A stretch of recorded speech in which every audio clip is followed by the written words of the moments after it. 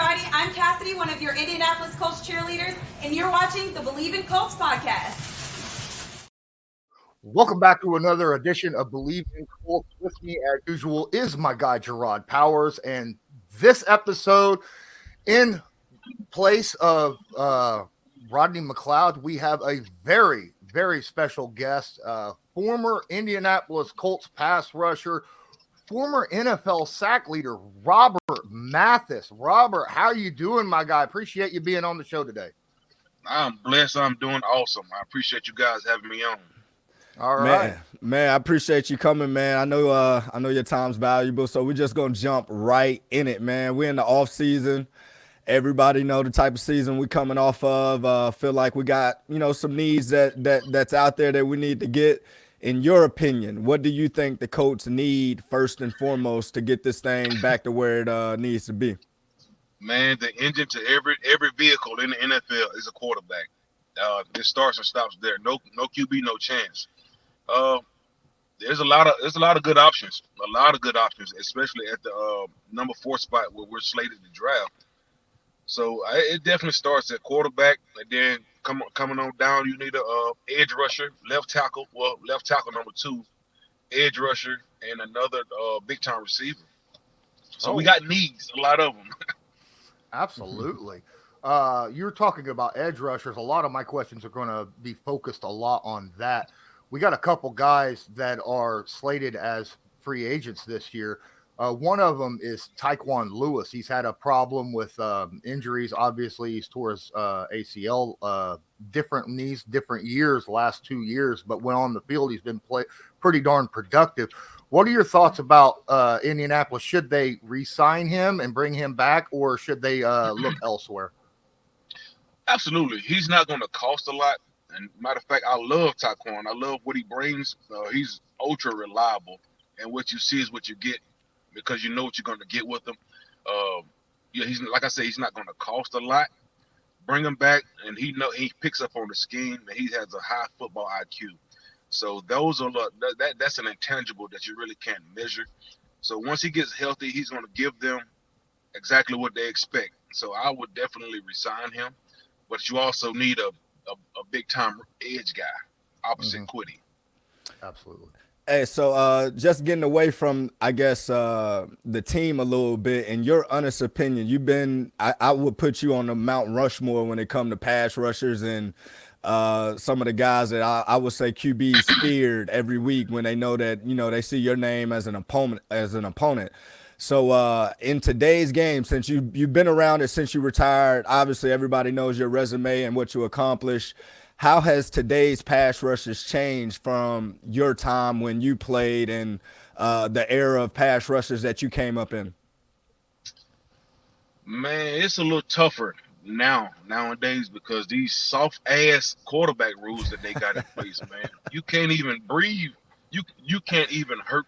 You can't even say nothing to the quarterback without getting a flag, and it was crazy. But I think the Chiefs lost to the Colts off a call at the end of the game where Chris Jones said something to Matt Ryan, and he got unsportsmanlike. So that was just like, what the hell did he say to get a flag? But then you got the strike zone. Then you have the runner protection. Then you have the referees. Then you have don't forget the 5 bodyguards that you have. They have assigned to them that they get paid millions of dollars to stop. So it's a lot of rules in place to keep the quarterback, I guess, healthy and upright. So that's a job in itself to get to the quarterback, then to get to him, and just be productive in today's game with 17 games. Right. So I think what we did in the early 2000s, we kind of opened the door for the style of rushers that we have today. The more emphasis on quick athleticism. But these guys today, they have a tough job with all the rules in place. Even DBs, not to get sidetracked, you can't cut big, tall ass offensive tackles coming out in the flats, man. That's ridiculous to me. So that was my old man rant for like 30 seconds. So Well, we might be building off that rant because I'm going to build off that question a little bit, discussing those sack rules and the referees. I want to remind everybody that BetOnline remains your number one source for all your sports betting this season, from the NBA, NFL, baseball, you name it, they've got it. You'll always find the latest odds, team matchup info, player news, and game trends at BetOnline. BetOnline features live betting, free contests, and live scores for almost any sport or game imaginable. We're the fastest and easiest way to bet on all your favorite leagues and events. Head to betonline.ag to join and receive your 50% welcome bonus with your first deposit. Make sure to use promo code BELIEVE, that's BLEAV, to receive your rewards. BetOnline, where the game starts. You feel like the referees, that with the rules that they have in place, that the NFL has given too much power to the referees to dictate how a game goes? I don't think it's changed much. I think the referees are just kind of imposing their will, and I think it does come from the amount of leash that the NFL gives them to protect these quarterbacks. It's almost tough to watch. It's tough to watch, and I hate being the guy that is always bitching about what's going on in the current NFL, but I am that old guy that's doing a lot of bitching because it's tough to watch. I can watch maybe a quarter before I'm on to something else because of the some kind of flag that they thrown, and which is some BS, and then I'm going off the rails. Twitter, I'm on Twitter typing. I'm just going off the rails, man. But these guys, they got their job cut out for them in today's game, and I salute them, man.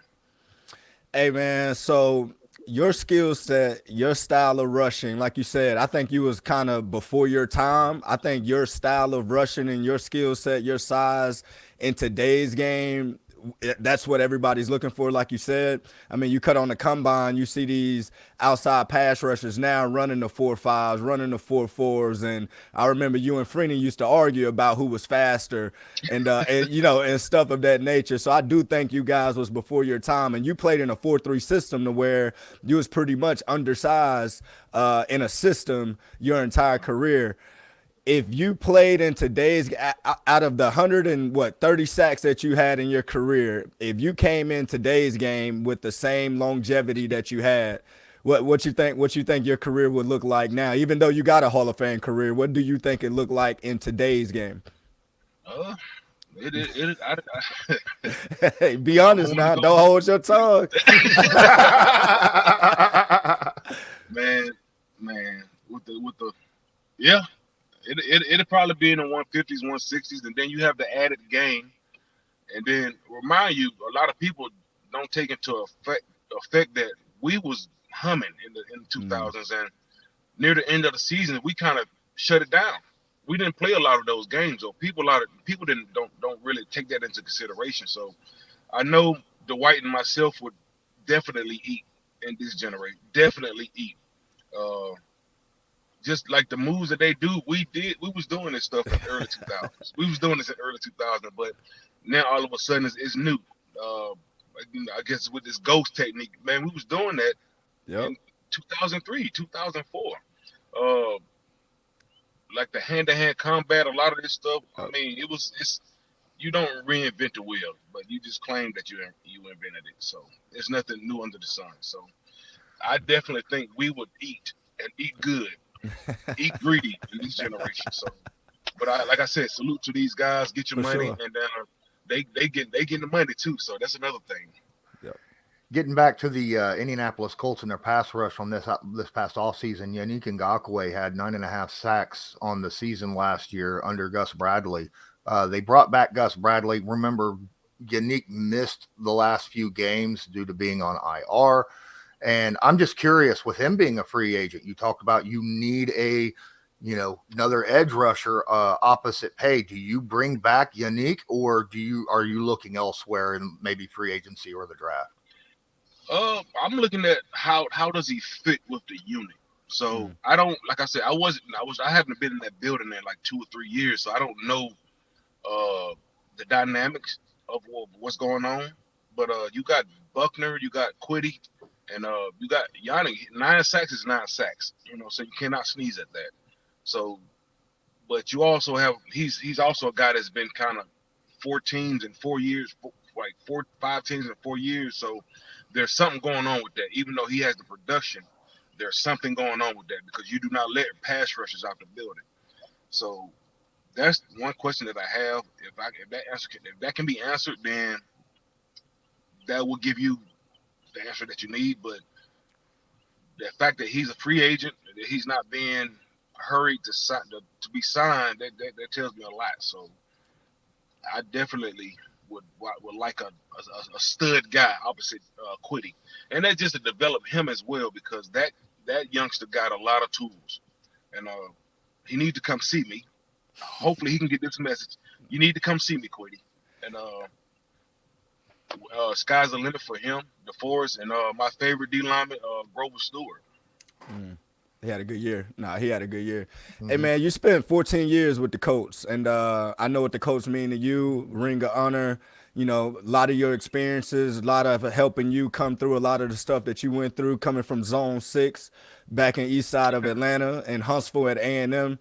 What does the Colts truly mean to you, and what have they done for you for these 14 years of your NFL career, and with you being able to stay with one team your whole career, because that's unheard of as well?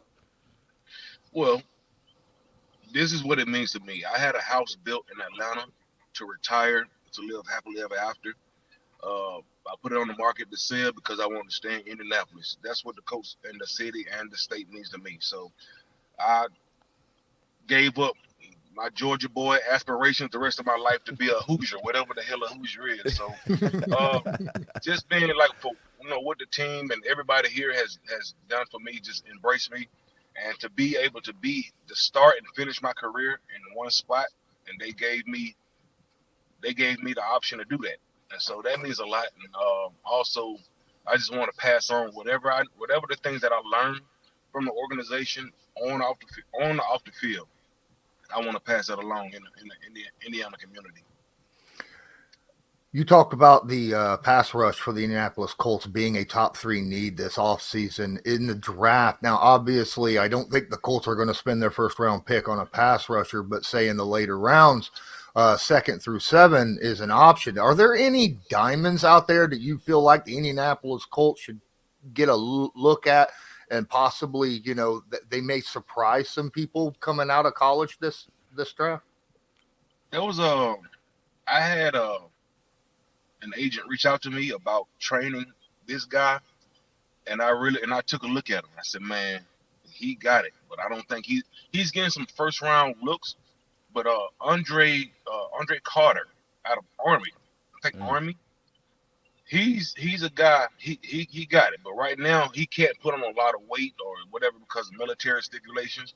But I think he can be a really good sleeper. Even though when I say a first, second rounder, that's not a sleeper, but a guy that has the caliber to be picked in the top 5. But because of situations, he wasn't. And you mentioned you got agents reaching out to you to train. Talk about the Gridiron Gang and the importance it means to pass down the knowledge and the skills that to help some of these guys that might be coming up in the NFL that's already, drafted, or guys that got aspirations of getting to the NFL, because I know you work with high school guys as well, a bunch of college guys. Just talk about the importance of giving back, and especially coming from a future Hall of Famer like yourself, that it means to the community and what you do with Gridiron Gang. Well, Gridiron Gang, our motto is skill, not scheme. So we want to teach people enough football, give them enough skill to play in any scheme. And that's on and off the field, giving them the game, because I noticed when I retired, the only thing that I missed about football was the locker room. Yep. And and it's like, bro, you got to do something. You just can't stop and just rest on your laurels once you retire, because you're so used to being on the clock. You're so used to doing something at different times of the year. And then now you just got to teach it. If you can't do it, you got to teach it. And so that's good enough for us. Myself and Dan Muir, we started this in 2018. And this really teaching them. We have 3 pillars that we want to get across to them: social media etiquette, dining etiquette, and financial literacy. These are three things that are pretty important especially in today's athlete. I remember coming in the NFL, my dining, just simple as dining etiquette, knowing a damn salad fork from a steak fork, and how people look at that. Like teams, you can go on a business dinner, people look at your etiquette, how you carry yourself, and those are little things, especially social media. Do not tweet something at age 15 that you're going to regret and pay for it at age 25. Yep. Just teaching them the importance of foresight, and especially, goes without saying, financial literacy. You give a lot of these athletes, they come from humble beginnings. You go to college, do your thing, and now you're an instant millionaire. And you don't know what to do with this money. Right. Besides spend it and see these rappers and see these other guys wearing crazy ass clothes pre-game and stuff like that, and spending your money on that type of stuff versus saving and tucking away, buying land, stuff like that.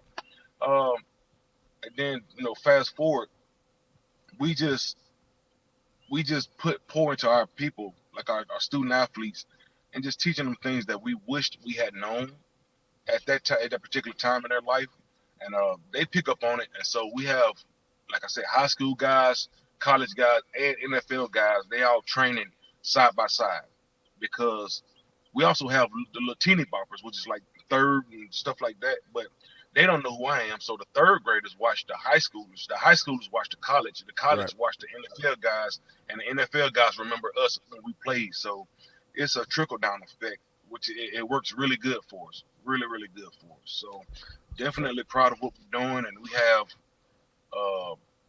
like upwards of 300 clients now, and it's looking to get into the thousands, and that's a big announcement in Indiana that is not ready to be released yet. So gotcha. we come for the number one spot. That's what's up. Yeah. My next question is just kind of an easygoing question that I usually ask just about any Colts player, former or current, that come on the show. But I'm going to make it a two-parter. The first part is, what is your favorite go-to comfort food? Ooh. Go to, that means I can get it anywhere. Chicken wings. Wings. Me being from Atlanta. Yeah. Oh man, that's the wing capital of the world. Yeah, I said it. Wings and fries with ranch and some half lemon pepper, half honey barbecue. So. All right, and the second part of that question is, now that you're permanently here in Indy, I'm just curious, for guys that are coming in, visiting, new guys coming from out of state. I'm sure you know where all the good restaurants are. What is your favorite restaurant in the town that you would suggest to other people? Oh, my favorite. Well, you got to start and stop with, because Indianapolis is known for steakhouses, and my favorite is Tony's. It's downtown. But I remember my days when, Rock, he remembered those Thursday night dinners. We used to kind of pick it, bounce around. We go to different spots, man. So you got Ruth Chris, you got St. Elmo's, you got Tony's, you got Sullivan's, you got all these different restaurants. Each one brings a different flavor, but just a vibe, and just, like I said, going back to that locker room dynamic, and just enjoying each other's company, man. Talking about things outside of football, life, saying, how you doing, man? What you think about this? What you think about that? And if anybody need to get checked, that's the time to check them. Hey, that's what I was gonna say before we get off, man. Like, Rob really meant a lot in my career and get me started. I was blessed to get drafted in 2009 with a bunch of just great veterans like himself, Reggie Wayne, Free, Twan, Gary Brackett, Peyton, that whole crew, Dallas Clark. And just to watch how them guys went to work every day, like, it helped me have my longevity that I had in my NFL career, because what I learned from these guys within the first year of being with them, it carried on with me for a long time. Because when Rob mentioned them Thursday night, it was leadership dinner. I remember the first year, my rookie year, I used to hate on them all the time. Like, man, y'all always going restaurants, man. I consider myself a leader, but they used to make me have to earn my stripes. And by the time I got to my second, third year, I forget what year it was, they started inviting me to the dinners. It did really make me feel like, one of them guys. So man, I really contribute my success to Rob and that whole group. Before you get off, Rob, though, because I know you like to talk. You like to talk your talk. Best two, the top two hardest offensive tackles that you had to face in your entire career. Like somebody that I would say, you might get them one game, the next game they might get you type thing. Like you give them their respect and you knew what you was up against every time you played them. Man, that's a very easy question. Right tackle, Willie Anderson. Started with the Bengals, and then he played with the Ravens. Wore down. Yeah, and then left tackle, Walter Jones, Seattle Seahawks. He's actually from Huntsville. That's what I'm saying. He's from the crib too. Yeah, man. Yeah, so these are the two guys, right side, left side. You got to bring your lunch pail. It's just they're not going to let you do what you want to do, so you got to go in the bag of tricks a little bit. So those are the two guys that kind of gave Dwight and myself issues. So we had to really kind of dig in the crates a little bit just to have a successful day against those guys. So Jerraud talks about how you and a bunch of other guys on the team, when he was drafted and brought in, kind of mentored him into being a professional NFL player. I'm curious, when you came into the league, was there a guy like that kind of took you in and you learned from a little bit to make you the man that you are? Yeah, defensive end Chad Bratsky. He was very key to. He gave me a lot of advice and instrumental in the off the field. Even like stuff like don't buy a cheap mattress. It sounds simple yet it's profound. It's like that's your rest. How important is rest? Mm-hmm. And he told me those things. But you have other guys. Well, it's not Dwight and Raheem because we came in we're a year apart, so we kind of grew up together. But other guys was kind of like, hold on, who's these little young Thundercats coming in here? So we didn't get a whole lot of good advice, sound advice from them. But I would say Chad Bratsky was one that really gave us really, really good advice. Tarek Glenn, Jeff Saturday as well. So, and of course, I used to watch Marvin Harrison, how professional he was, because I think he should trademark this. It's like, look, they pay me for Monday through Saturday. Sundays are for free. And that taught you, like, look, the importance of practice and preparation and just being a professional. And now we got a little term that we say at Gridiron Gang, being a technician about your technique. And that came from me watching Marvin Harrison, then watching how Reggie Wayne do it. Then you got Peyton and Jeff and all these professional guys. And Dwight, me and him just having that silent competition, but at the same time we each other's biggest cheerleader. It was a lot of room for success, and there was no room for bullshitting when it comes to that locker room. So I really appreciated my time there. I learned a lot, and I just look forward to paying it forward. Man, Awesome. them dudes, Lawrence, him and Rob, my rookie year. This will be my last little quick story. We'll let you go. So I had two little moments with Rob and Free during the course of a game. So I come in, drafted third round. Larry Coyer was our defensive coordinator. Rest in peace, Larry. He just passed, I want to say about a month ago or so.